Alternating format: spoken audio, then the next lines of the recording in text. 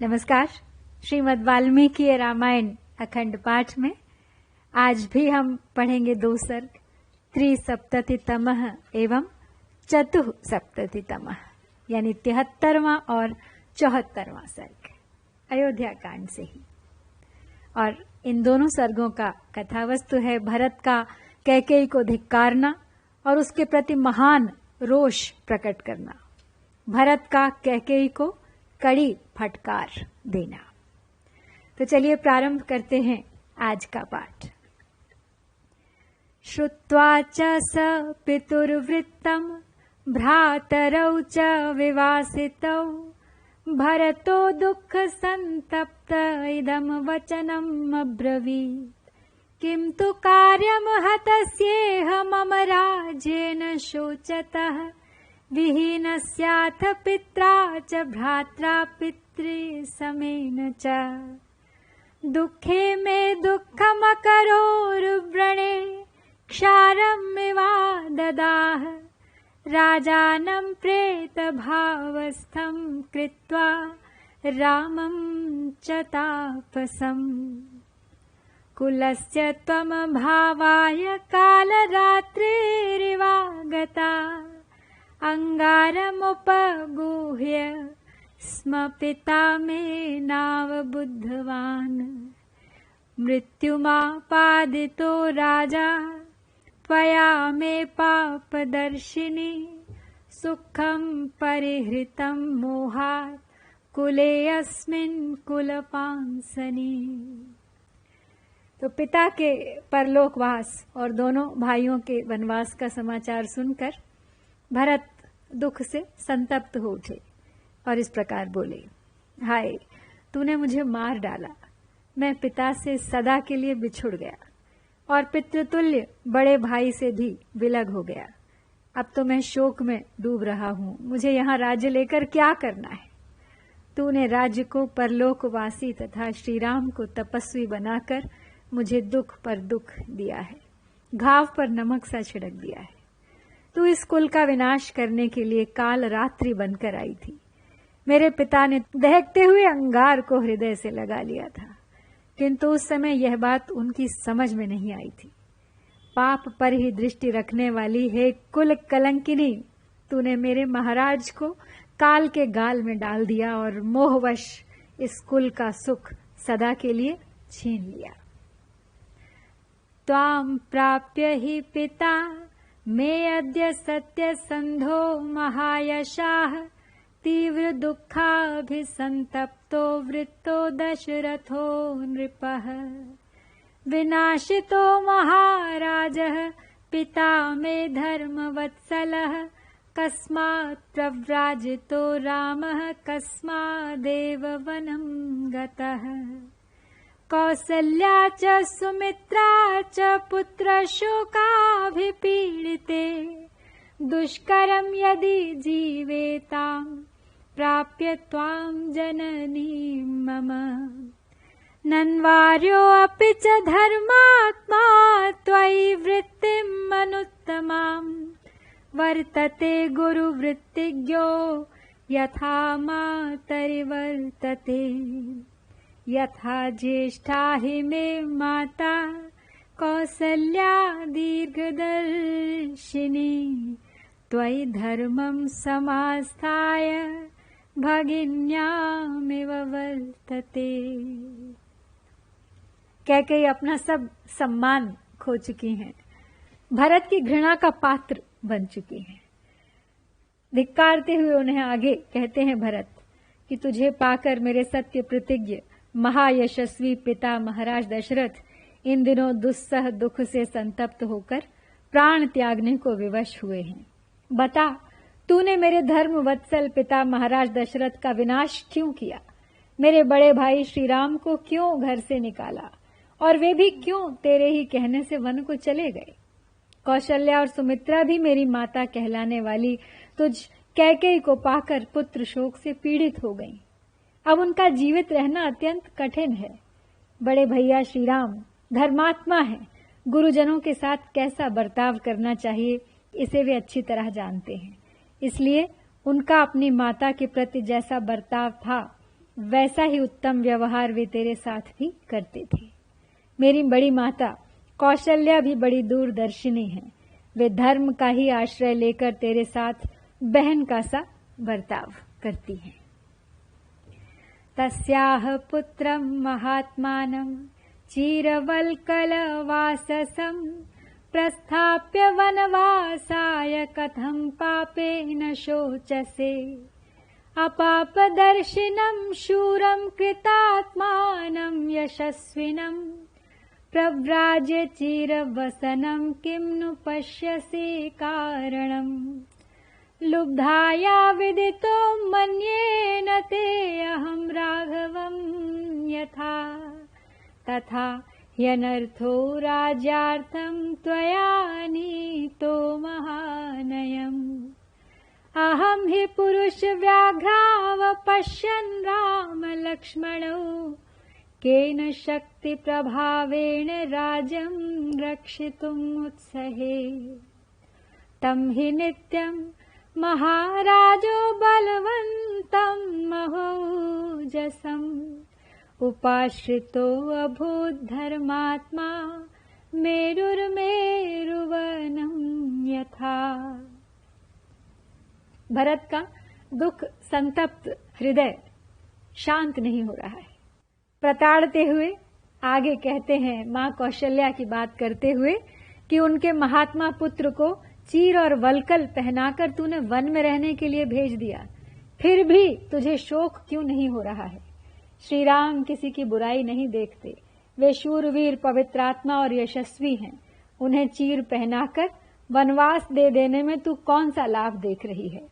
तू लोभिन है, मैं समझता हूं, इसीलिए तुझे यह पता नहीं है कि मेरा श्री रामचंद्र जी के प्रति कैसा भाव है। तभी तूने राज्य के लिए यह महान अनर्थ कर डाला।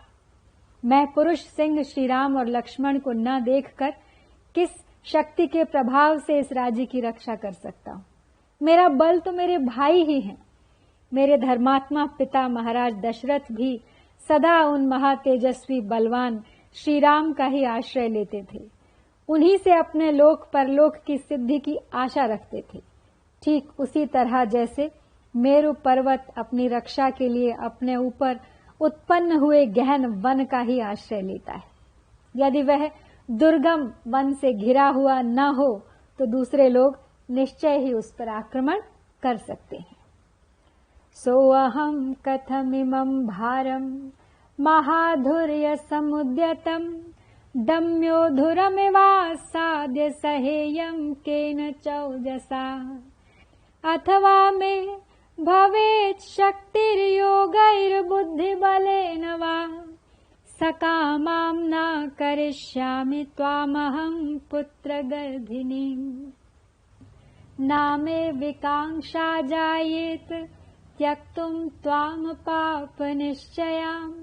यदि रामस्य नावेक्षा त्वयि स्यान्मातृवत् सदा।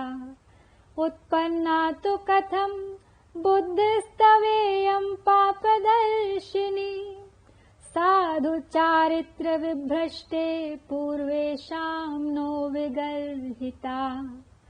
अस्मिन् कुले हि सर्वेषां ज्येष्ठो राज्ये अभिषेच्यते। अपरे भ्रातरस्तस्मिन् प्रवर्तन्ते समाहिताः। आगे कहते हैं, भरत के मेरे धर्मात्मा पिता महाराज दशरथ भी सदा उन महातेजस्वी बलवान श्री राम का ही आश्रय लेते थे। उन्हीं से अपने लोक परलोक की सिद्धि की आशा रखते थे। ठीक उसी तरह जैसे मेरु पर्वत अपनी रक्षा के लिए अपने ऊपर उत्पन्न हुए गहन वन का ही आश्रय लेता है। यदि वह दुर्गम वन से घिरा हुआ न हो तो दूसरे लोग निश्चय ही उस पर आक्रमण कर सकते हैं। यह राज्य का भार जिसे किसी महाधुरंधर ने धारण किया था, मैं कैसे, किस बल से धारण कर सकता हूँ। जैसे कोई छोटा सा बछड़ा बड़े बड़े बैलों द्वारा ढोए जाने योग्य महान भार को नहीं खींच सकता, उसी प्रकार यह राज्य का महान भार मेरे लिए असह्य है। अथवा नाना प्रकार के उपायों तथा बुद्धि बल से मुझ में राज्य के भरण पोषण की शक्ति हो तो भी केवल अपने बेटे के लिए राज्य चाहने वाली तुझ कैकेयी की मनोकामना पूरी नहीं होने दूंगा। यदि श्री राम तुझे सदा अपनी माता के समान नहीं देखते होते तो तेरी जैसी पाप पूर्ण विचार वाली माता का त्याग करने में मुझे तनिक भी हिचक नहीं होती। उत्तम चरित्र से गिरी हुई पापिनी, मेरे पूर्वजों ने जिसकी सदा निंदा की है, वह पाप पर ही दृष्टि रखने वाली बुद्धि तुझमें कैसे उत्पन्न हो गई? इस कुल में जो सबसे बड़ा होता है उसी का राज्याभिषेक होता है। दूसरे भाई सावधानी के साथ बड़े की आज्ञा के अधीन रहकर कार्य करते हैं। न हि मन्ये नृशंसे त्वम राजधर्मम वेक्षसे गतिं वा न विजानासि राजवृत्तस्य शाश्वती।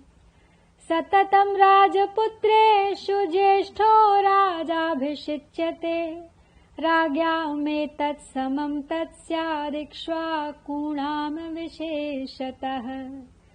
तेषां धर्मैकरक्षाणां कुलचारित्रशोभिनाम् अद्य चारित्रशौटीर्यं त्वां प्राप्य विनिवर्तितम्। तवाप्य सुमहाभागे जनेन्द्रकुलपूर्वके बुद्धिमोहः कथमयं सम्भूतस्त्वयि गर्हितः।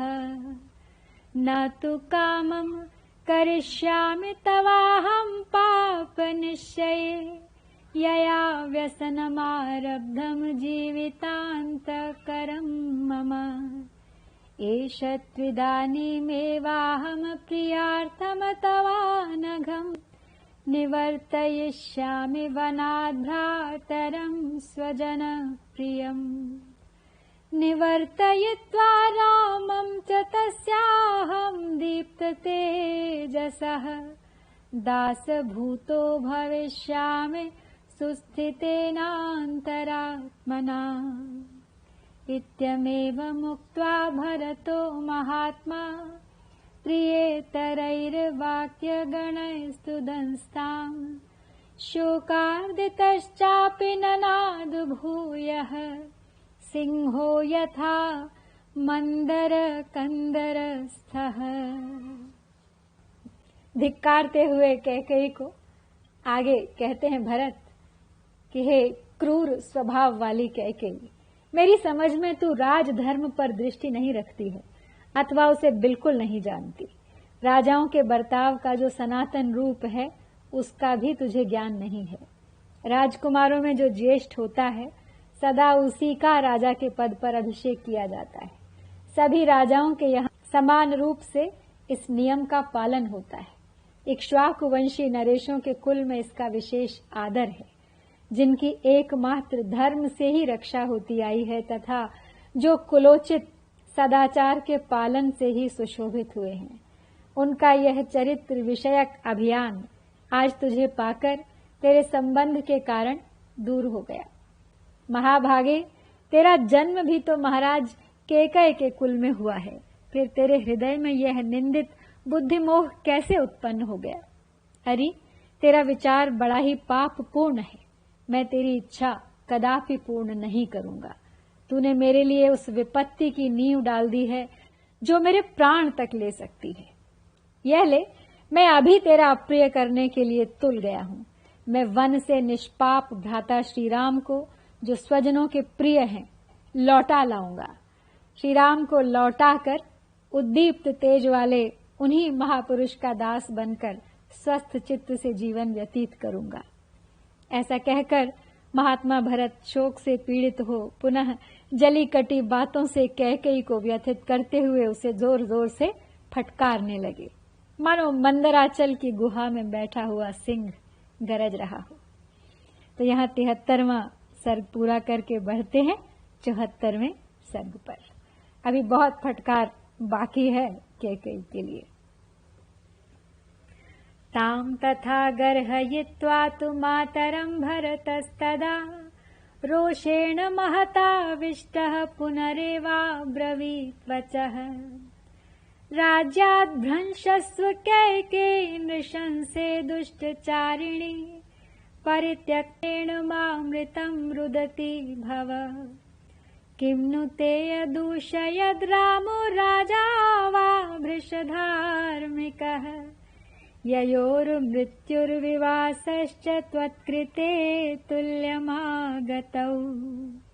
भ्रूणहत्यामसि प्राप्ता कुलस्यास्य विनाशनात् कैकेयी नरकं गच्छ मा च तात सलोकताम्। यत्त्वया हि दृशं पापं कृतं घोरेण कर्मणा सर्वलोकप्रियं हित्वा ममाप्यापादितं भयम्। तो इस प्रकार माता की निंदा करके भरत उस समय महान रोषावेश से भर गए और फिर कठोर वाणी में कहने लगे। दुष्टतापूर्ण बर्ताव करने वाली क्रूर हृदया कैकेयी, तू राज्य से भ्रष्ट हो जा। धर्म ने तेरा परित्याग कर दिया है, अतः अब तू मरे हुए महाराज के लिए रोना मत, क्योंकि तू पत्नी धर्म से भी गिर चुकी है। अथवा मुझे मरा हुआ समझकर तू जन्म भर पुत्र के लिए रोया कर। श्री राम ने अथवा अत्यंत धर्मात्मा महाराज पिताजी ने तेरा क्या बिगाड़ा था, जिससे एक साथ ही उन्हें तुम्हारे कारण वनवास और मृत्यु का कष्ट भोगना पड़ा। कैकेयी, तूने इस कुल का विनाश करने के कारण भ्रूण हत्या का पाप अपने सिर पर लिया है, इसलिए तू नरक में जा और पिताजी का लोक भी तुझे न मिले। यत्त्वया हि दृशं पापं कृतं घोरेण कर्मणा सर्वलोकप्रियं हित्वा ममाप्यापादितं भयम्। त्वत्कृते मे पिता वृत्तो रामश्चारण्यमाश्रितः अयशो जीवलोके च त्वयाहं प्रतिपादितः। मातृरूपे ममामित्रे नृशंसे राजकामुके न ते अहं विभाष्योऽसि दुर्वृत्ते पतिघातिनि। कौसल्या च सुमित्रा च याश्चान्या मम मातरः दुःखेन महताविष्टास्त्वां प्राप्य कुलदूषिणीम्। न त्वमश्वपतेः कन्या धर्मराजस्य धीमतः राक्षसी तत्र जातासि कुलप्रध्वंसिनी पितुः। यत्त्वया धार्मिको रामो नित्यं सत्यपरायणः वनं प्रस्थापितो वीरं पितापि त्रिदिवं गतः। यत्प्रधानासि तत्पापं मयि पित्रा विना कृते भ्रातृभ्यां च परित्यक्ते सर्वलोकस्य चाप्रिये। तेरे कारण मेरे पिता की मृत्यु हुई, श्री राम को वन का आश्रय लेना पड़ा। मुझे भी तूने इस जीव जगत में अपयश का भागी बना दिया। राज्य के लोभ में पड़कर क्रूरतापूर्ण कर्म करने वाली दुराचारिणी पाप घातिनी तू माता के रूप में मेरी शत्रु है। तुझे मुझसे बात नहीं करनी चाहिए। कौशल्या, सुमित्रा तथा जो अन्य मेरी माताएं हैं वे सब तुझ कुल कलंकिनी के कारण महान दुख में पड़ गई हैं। तू बुद्धिमान धर्मराज अश्वपति की कन्या नहीं है, तू उनके कुल में कोई राक्षसी पैदा हो गई है जो पिता के वंश का विध्वंस करने वाली है। तूने सदा सत्य में तत्पर रहने वाले धर्मात्मा वीर श्री राम को जो वन में भेज दिया और तेरे कारण जो मेरे पिता स्वर्गवासी हो गए, इन सब कुकृत्यों द्वारा तूने प्रधान रूप से जिस पाप का अर्जन किया है वह पाप मुझ में आकर अपना फल दिखा रहा है। इसलिए मैं पितृहीन हो गया, अपने दो भाइयों से बिछुड़ गया और समस्त जगत के लोगों के लिए अप्रिय बन गया। कौसल्याम धर्म संयुक्ताम वियुक्ताम पाप निश्चये कृत्वा कम प्राप्स्यसे ह्यद्य लोकम निरयगामिनी। किम नावबुध्यसे क्रूरे नियतं बंधु संश्रयम् ज्येष्ठं पितृसमं रामं कौसल्यायात्मसंभवम्। अंग प्रत्यंगजः पुत्रो हृदयाचाभिजायते तस्मात् प्रियतरो मातुः प्रिया एव तु बान्धवाः अन्यदा किल धर्मज्ञा सुरभिः सुरसम्मता वह मानव ददर्शोर्व्याम पुत्रौ विगतचेतसौ तावर्धदिवसं श्रान्तौ दृष्ट्वा पुत्रौ महीतले रुरोद पुत्र शोकेन बाष्पपर्याकुले क्षणम्। क्या क्या शब्द नहीं बोले हैं भरत ने कैकेयी को। पाप पूर्ण विचार रखने वाली नरक गामिनी कैकेयी, धर्मपरायण माता कौशल्या को पति और पुत्र से वंचित करके अब तू किस लोक में जाएगी। क्रूर हृदय कौशल्या पुत्र श्री राम मेरे बड़े भाई और पिता के तुल्य हैं। वे जितेंद्रिय और बंधुओं के आश्रय दाता हैं। क्या तू उन्हें इस रूप में जानती नहीं है। पुत्र माता के अंग प्रत्यंग और हृदय से उत्पन्न होता है, इसलिए वह माता को अधिक प्रिय होता है। अन्य भाई बंधु केवल प्रिय ही होते हैं, किंतु पुत्र प्रियतर होता है। एक समय की बात है कि धर्म को जानने वाली देव सम्मानित सुरभि कामधेनु ने पृथ्वी पर अपने 2 पुत्रों को देखा, जो हल जोतते जोतते अचेत हो गए थे। मध्याह्न का समय होने तक लगातार हल जोतने से वे बहुत थक गए थे। पृथ्वी पर अपने उन दोनों पुत्रों को ऐसी दुर्दशा में देख सुरभि पुत्र शोक से रोने लगी। उसके नेत्रों में आंसू उमड़ आए। अधस्ताद् वज्रतस्तस्याः सुरराज्ञो महात्मनः बिन्दवः पतिता गात्रे सूक्ष्माः सुरभिगन्धिनः निरीक्षमाणस्ताम् शक्रो ददर्श सुरभिं स्थिताम् आकाशे विशिष्टिताम् दीनाम् रुदतीम् भृशदुःखिताम् ताम् दृष्ट्वा शोकसन्तप्ताम् वज्रपाणिर्यशस्विनीम् इन्द्रः प्राञ्जलिरुद्विग्नः सुरराजो अब्रवीत् वचः भयम् कच्चिन्न चास्मासु कुतश्चिद् विद्यते महत् कुतो निमित्तः शोकस्ते ब्रूहि सर्वहितैषिणी एवमुक्ता तु सुरभिः सुरराजेन धीमता प्रत्युवाच ततो धीरा वाक्यं वाक्यविशारदा शान्तं पापं न वह किञ्चित् कुतश्चिदमराधिप अहम तु मग्नौ शोचामि स्वपुत्रौ विषमे स्थितौ। तो कामधेनु ने जब अपने दोनों पुत्रों को दुर्दशा में देखा तो उसकी आंखों से आंसू निकल आए। उसी समय महात्मा देवराज इंद्र सुरभि के नीचे से होकर कहीं जा रहे थे। उनके शरीर पर कामधेनु के 2 बूंद सुगंधित आंसू गिर पड़े। तो जब इंद्र ने ऊपर दृष्टि डाली तब देखा आकाश में सुरभि खड़ी हैं और अत्यंत दुखी हो दीन भाव से रो रही हैं। यशस्विनी सुरभि को शोक से संतप्त हुई देख वज्रधारी देवराज इंद्र उद्विग्न हो उठे और हाथ जोड़कर बोले, सबका हित चाहने वाली देवी, हम लोगों पर कहीं से कोई महान भय तो उपस्थित नहीं हुआ है। बताओ किस कारण से तुम्हें यह शोक प्राप्त हुआ है। तो बुद्धिमान देवराज इंद्र के इस प्रकार पूछने पर धीर स्वभाव वाली सुरभि ने उन्हें उत्तर दिया, यह देवेश्वर, पाप शांत हो, तुम लोगों पर कहीं से कोई भय नहीं है। मैं तो अपने इन दोनों पुत्रों को विषम अवस्था में इस घोर संकट में मग्न हुआ देख शोक कर रही हूँ।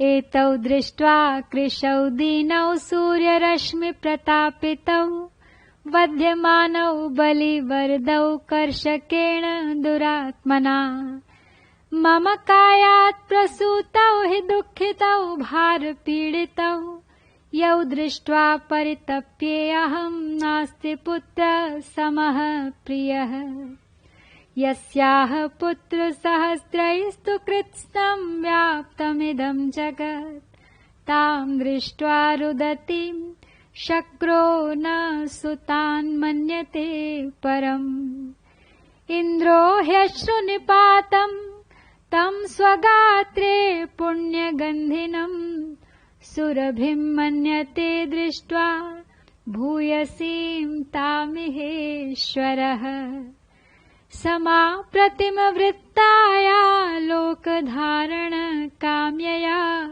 श्रीमत्या गुणमुख्यायाः स्वभाव परिचेष्टया यस्याः पुत्रसहस्राणि सापि शोचाति कामधुक् किं पुनर्या विना रामं कौसल्या वर्तयिष्यति।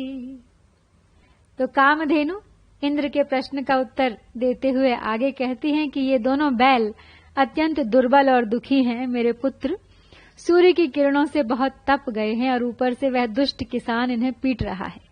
मेरे शरीर से इनकी उत्पत्ति हुई है। ये दोनों भार से पीड़ित हैं, दुखी हैं, इसीलिए इन्हें देखकर मैं शोक से संतप्त हो रही हूँ, क्योंकि पुत्र के समान प्रिय दूसरा कोई नहीं है। जिनके सहस्रों पुत्रों से यह सारा जगत भरा हुआ है, उन्हीं कामधेनु को इस तरह रोती देख इंद्र ने यह माना कि पुत्र से बढ़कर और कोई नहीं है। देवेश्वर इंद्र ने अपने शरीर पर उस पवित्र गंध वाले अश्रुपात को देखकर देवी सुरभि को इस जगत में सबसे श्रेष्ठ माना है, जिनका चरित्र समस्त प्राणियों के लिए समान रूप से हितकर और अनुपम है, जो अभीष्ट दान रूप ऐश्वर्य शक्ति से संपन्न, सत्य रूप प्रधान गुण से युक्त तथा लोक रक्षा की कामना से कार्य में प्रवृत्त होने वाली हैं, और जिनके सहस्रों पुत्र हैं, वे कामधेनु भी जब अपने 2 पुत्रों के लिए उनके स्वाभाविक चेष्टा में रत होने पर भी कष्ट पाने के कारण शोक करती हैं, तब जिनके एक ही पुत्र है, वे माता कौशल्या श्री राम के बिना कैसे जीवित रहेंगी। एक पुत्रा च साधवी च विवत्सेयं त्वया कृता तस्मात् त्वं सततं दुःखं प्रेत्य चेह च लप्स्यसे। अहं त्वपचितिं भ्रातुः पितुश्च सकलामिमां वर्धनं यशसश्चापि करिष्यामि न संशयः। आनाय्य च महाबाहुं कौसलेन्द्रं महाबलं स्वयमेव प्रवेक्ष्यामि वनं मुनिनिषेवितम्। नाह्यहं पापसंकल्पे पापे पापं त्वया कृतं शक्तो धारयितुं पौरैरश्रुकण्ठैर्निरीक्षितः। सा त्वमग्निं प्रविश वा स्वयं वा विषदण्डकान् रज्जुं बद्धवाथवा कण्ठे न हि ते अन्यत्परायणम्। अहमप्यवनीं प्राप्ते रामे सत्यपराक्रमे कृत्यो भविष्यामि विप्रवासितकल्मष। इति नागैवारण्ये तोमराङ्गकुशतोदितः पपात भुवि संक्रुद्धो निःश्वसन्निव पन्नगः। संरक्तनेत्रः शिथिलाम्बरस्तथा विधूत सर्वाभरणः परन्तपः। बभूव भूमौ पतितो नृपात्मजः शचीपतेः केतुरिवोत्सवक्षये। अब भरत ने कैकेयी को सुरभि कामधेनु का एक उदाहरण दिया और उस बात को बताकर फिर वो आगे बोले कि इकलौते बेटे वाली इन सती साध्वी कौशल्या का तूने उनके पुत्र से बिछोह करा दिया है, इसलिए तू सदा ही इस लोक और परलोक दोनों में दुख ही पाएगी। मैं तो यह राज्य लौटाकर भाई की पूजा करूंगा और यह सारा अंत्येष्टि संस्कार आदि करके पिता का भी पूर्ण रूप से पूजन करूंगा तथा निस्संदेह मैं वही कर्म करूंगा जो तेरे दिए हुए कलंक को मिटाने वाला होगा और मेरे यश को बढ़ाने वाला होगा। महाबली महाबाहु कौशल नरेश श्री राम को यहाँ लौटा लाकर मैं स्वयं ही मुनिजन सेवित वन में प्रवेश करूंगा। पापपूर्ण संकल्प करने वाली पापिनी, पूर्ववासी मनुष्य आंसू बहाते हुए अवरुद्ध कंठ हो मुझे देखें और मैं तेरे किए हुए इस पाप का बोझ ढोता रहूं, यह मुझसे नहीं हो सकता। अब तू जलती आग में प्रवेश कर जा, या स्वयं दंडकारण्य में चली जा, अथवा गले में रस्सी बांधकर प्राण दे दे। इसके सिवा तेरे लिए दूसरी और कोई गति नहीं है। सत्य पराक्रमी श्री रामचंद्र जी जब अयोध्या की भूमि पर पदार्पण करेंगे, तभी मेरा कलंक दूर होगा और तभी मैं कृतकृत्य होऊंगा। यह कहकर भरत वन में तोमर और अंकुश द्वारा पीड़ित किए गए हाथी की भांति मूर्छित होकर पृथ्वी पर गिर पड़े और क्रोध में भरकर फुफकारते हुए सांप की भांति लंबी सांस खींचने लगे। शत्रुओं को तपाने वाले राजकुमार भरत उत्सव समाप्त होने पर नीचे गिराए गए शचीपति इंद्र के ध्वज की भांति उस समय पृथ्वी पर पड़े थे। उनके नेत्र क्रोध से लाल हो गए थे, वस्त्र ढीले पड़ गए थे और सारे आभूषण टूटकर बिखर गए थे। यहाँ पर 74वां सर्ग पूरा किया हमने। तो इस प्रकार श्री वाल्मीकि निर्मित आर्ष रामायण आदि काव्य के अयोध्या कांड में आज हमने 2 सर्ग 73वां और 74वां पढ़े हैं। इत्यार्षे श्रीमद् रामायणे वाल्मीकिये आदि काव्ये अयोध्या कांडे 3सप्ततितमः एवं 4सप्ततितमः सर्गः। ॐ श्री सीतारामचन्द्राभ्यां नमः।